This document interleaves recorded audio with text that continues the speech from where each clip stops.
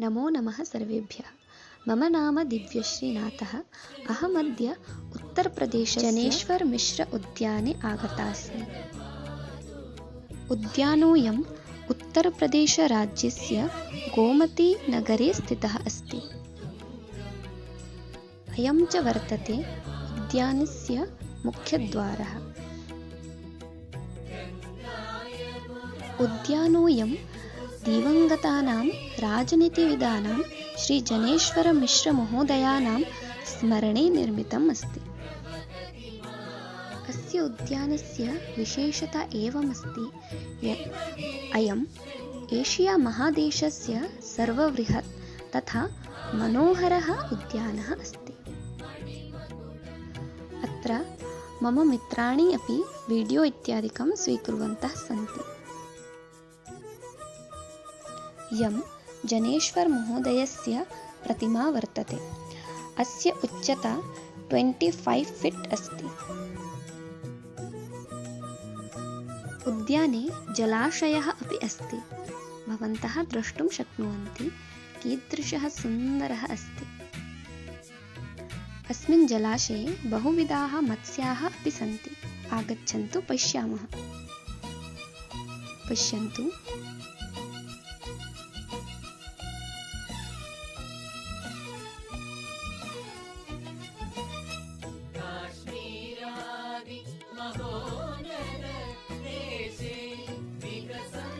मत्स्याः कथं स्वानन्देन क्रीडन्तः सन्ति।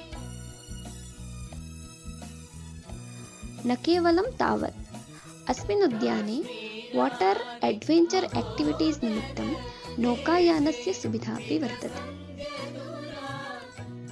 योगाभ्यासनिमित्तं निर्दिष्टः शान्तिपूर्णस्थानः अपि वर्तते।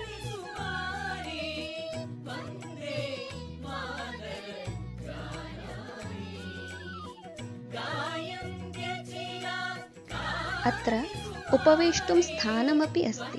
भवन्तः द्रष्टुं शक्नुवन्ति। अत्र बहुविधाः वृक्षाः अपि दृश्यन्ते।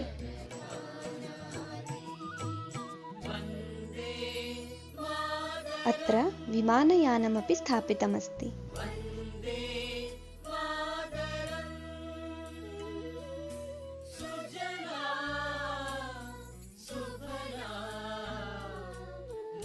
पश्यन्तु, वृक्षे बहूनि सुन्दराणि पुष्पाणि सन्ति। अस्माकं वङ्गभाषायां तु अस्य पुष्पस्य नाम काट्गुलाप् इति अस्ति।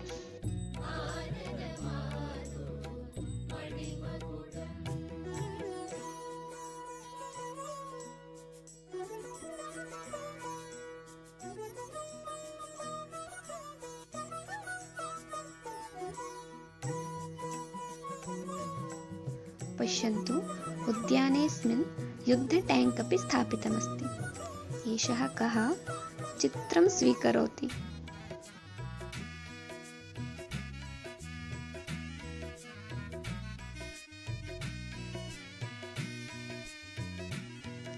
उद्यानस्य अस्य सौन्दर्यतां पश्यन्तु मित्राणि।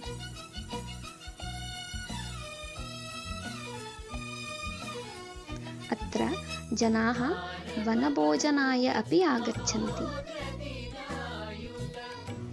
भ्रमणाय जनेश्वरमिश्र उद्यानः बहु उत्तमः अस्ति। यदि भवन्तः कदाचित् लक्नौ आगच्छन्ति चेत् अवश्यमेव अत्र आगच्छन्तु। नमो नमः। पुनर्मिलामः।